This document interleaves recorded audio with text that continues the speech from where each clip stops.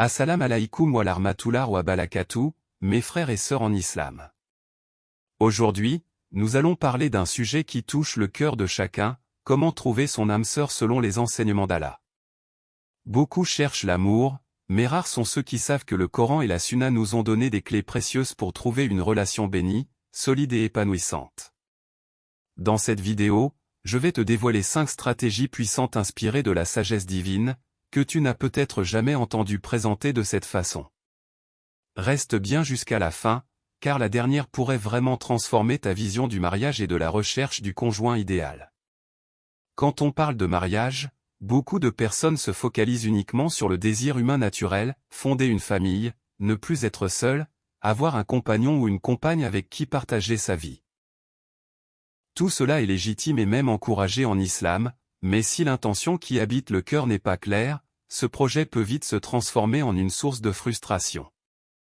Le premier secret qu'Allah nous révèle pour trouver notre âme sœur, c'est donc la sincérité dans l'intention. Dans le Coran, Allah dit, et parmi ces signes, il a créé de vous, pour vous, des épouses afin que vous trouviez auprès d'elles tranquillité, et il a mis entre vous affection et miséricorde. Sourate Ar-Rum verset 21. Ce verset nous rappelle que le mariage est avant tout une adoration, une voie vers la sérénité et la miséricorde, et non pas seulement une recherche d'émotion ou de plaisir passager. Être sincère dans son intention, c'est vouloir se marier pour plaire à Allah avant tout. C'est comprendre que l'union entre un homme et une femme n'est pas juste une affaire terrestre, mais une alliance bénie qui peut rapprocher de la piété, du bonheur et du paradis.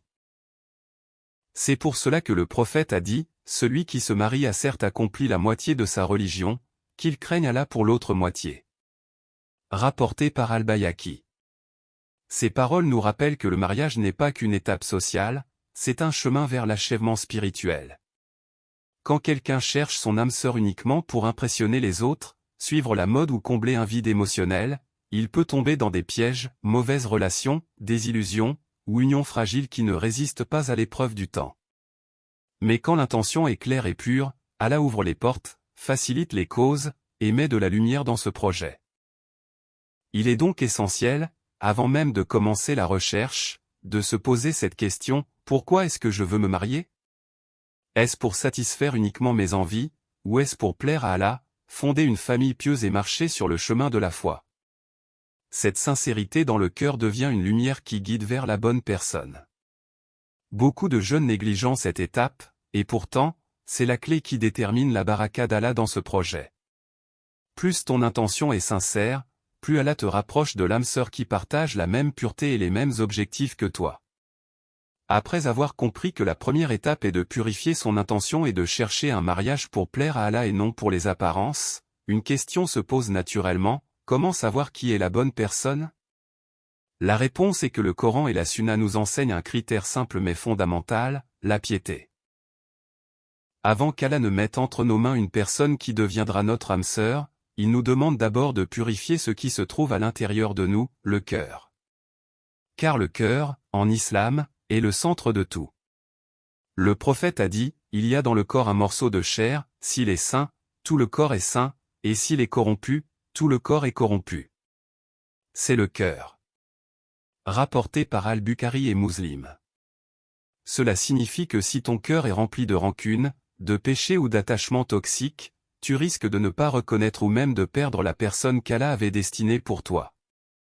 La purification du cœur commence par le repentir sincère. Allah nous invite à revenir à lui à chaque instant, ô vous qui avez cru.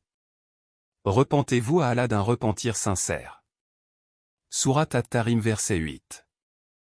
Le repentir efface les traces des erreurs passées, libère l'âme et permet d'accueillir la personne choisie par Allah sans poids du passé.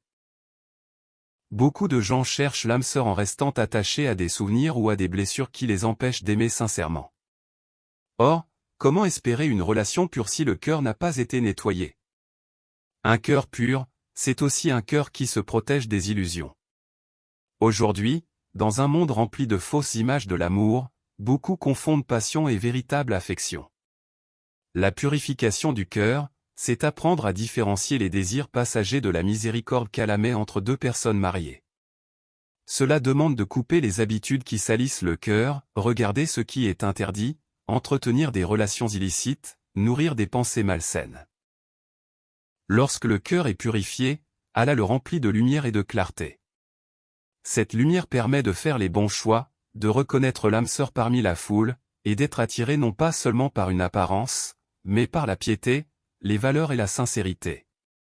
En d'autres termes, purifier son cœur, c'est préparer le terrain pour recevoir le plus grand cadeau, un conjoint qui sera source de tranquillité et de miséricorde. C'est pourquoi, avant même de prier pour trouver l'âme sœur, il faut prier pour purifier son cœur. Demandez à Allah, Ya Allah, enlève de mon cœur tout ce qui t'éloigne de moi, et remplis-le de lumière et de sincérité. Car seul un cœur pur peut accueillir un amour béni et durable. Une fois que la piété est placée au centre du choix, on réalise qu'il ne s'agit pas uniquement de repérer une personne pieuse, mais aussi de s'assurer que les caractères se correspondent. Car un mariage solide ne se construit pas seulement sur la foi, mais aussi sur l'harmonie des tempéraments et des valeurs. Quand on parle de trouver son âme sœur en islam, la clé la plus puissante que nous oublions souvent, c'est la prière et l'invocation. Allah a donné à ses serviteurs une arme invisible mais plus forte que toutes les stratégies humaines, le doua.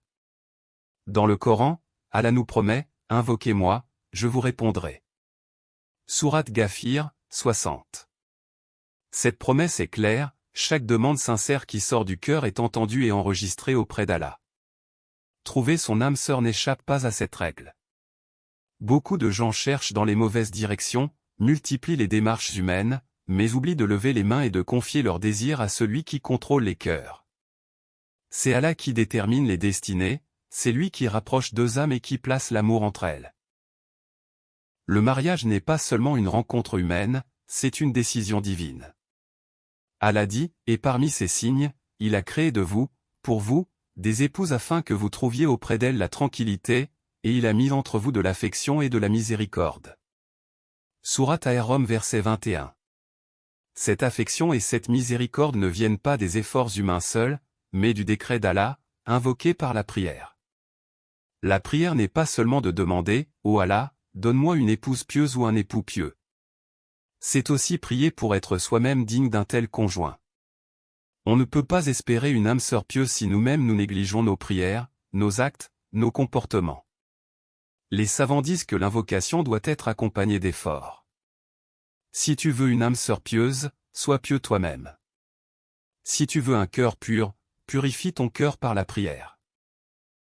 Il est recommandé aussi de faire la prière de consultation, appelée Salah al-Istikhara. Le prophète nous l'a enseigné pour chaque décision importante, et le mariage en fait partie. Par cette prière, tu demandes à Allah de guider ton choix, de t'éloigner de ce qui n'est pas bon pour toi, et de rapprocher ce qui est meilleur pour ton avenir. Beaucoup de croyants témoignent qu'après cette prière, leur cœur devient clair, soit une sérénité s'installe pour avancer, soit une lourdeur apparaît pour s'éloigner. Enfin, il ne faut jamais se lasser du doua. Parfois, Allah retarde l'exaucement non pas pour refuser, mais pour préparer une meilleure personne, un meilleur moment. La constance dans la prière et l'invocation prouvent la sincérité. Et Allah aime ceux qui frappent à sa porte avec insistance et patience.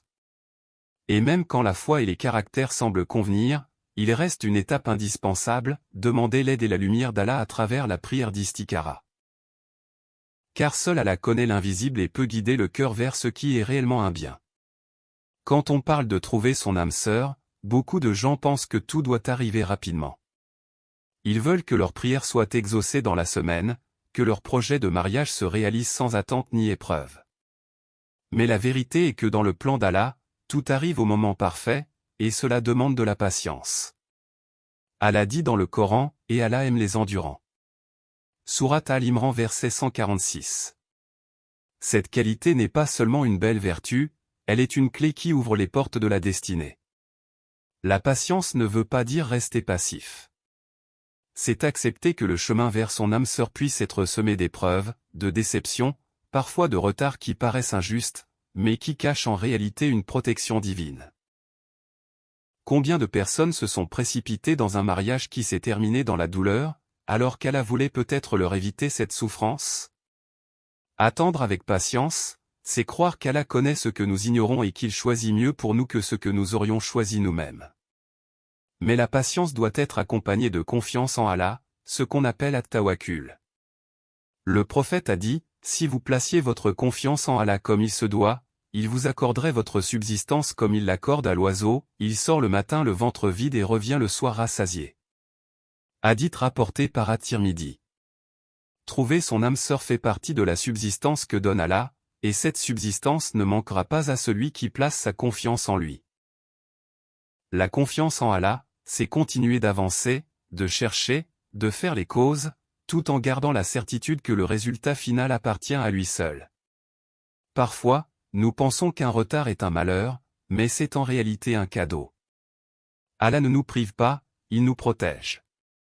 Un mariage trop tôt, une rencontre mal placée, une attirance pour la mauvaise personne peuvent être évitées par la sagesse divine, si nous acceptons de lui faire confiance. La patience, c'est aussi rester positif et éviter la jalousie. Beaucoup regardent autour d'eux et se demandent, pourquoi lui ou elle a trouvé son âme sœur et pas moi. Mais chaque destin est unique. Allah a écrit une histoire différente pour chacun, et c'est un signe de sa sagesse infinie. Le croyant qui patiente et place sa confiance en Allah finira toujours par voir son attente récompensée par une union bénie. Mais même après l'istikhara, le croyant n'avance pas seul. Allah a placé autour de nous une famille, des amis sincères et des conseillers pieux pour nous éclairer et confirmer nos choix.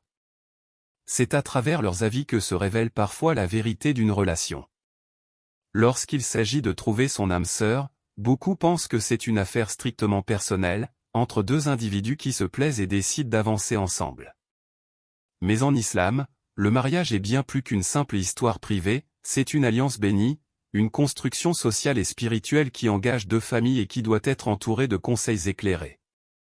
Allah a donné à l'être humain une communauté et une famille non pas pour le limiter, mais pour le protéger. Dans la recherche du mariage, les proches, les parents, les savants, ou encore les amis sincères jouent un rôle précieux. Le prophète a dit, le croyant est le miroir du croyant. Abu Daoud. Cela signifie que nous avons besoin de l'œil extérieur de personnes qui nous aiment réellement pour voir ce que nous ne voyons pas nous-mêmes. Souvent, lorsqu'une personne est attirée par quelqu'un, son jugement peut être brouillé par les émotions. L'amour ou l'envie de se marier rapidement peut masquer des défauts majeurs, des incompatibilités ou même des dangers. C'est là que les conseils de gens sages et pieux deviennent une lumière. Un père, une mère, un frère ou une sœur de confiance, ou encore un imam peuvent voir des signes que la personne concernée ne perçoit pas. L'islam nous encourage à consulter, à demander avis, à rechercher l'expérience de ceux qui veulent sincèrement notre bien. S'entourer de bons conseillers, c'est aussi éviter les mauvaises influences. Car combien de jeunes se laissent entraîner par des amis qui valorisent les apparences, la superficialité ou même le péché dans la recherche d'un conjoint. Un bon entourage est une protection, un rappel de rester centré sur ce qui compte vraiment, la piété, la compatibilité, et la bénédiction d'Allah dans cette union. La famille, elle, n'est pas un obstacle, mais un appui. Dans la sunna, le mariage est toujours présenté comme une affaire familiale, une union qui renforce les liens sociaux et non qui les fragilise. Respecter ses parents et écouter leurs conseils fait partie de la baraka. Bien sûr, il ne s'agit pas de leur obéir aveuglément s'ils refusent sans raison valable, mais leur avis doit être considéré comme une boussole dans ce choix crucial. Ainsi, celui qui veut trouver son âme sœur doit éviter l'isolement. Se confier à des personnes de confiance, accepter leurs conseils, et rechercher leur bénédiction, c'est une stratégie qu'Allah a placée dans nos vies pour nous guider vers le bon choix et nous préserver des erreurs.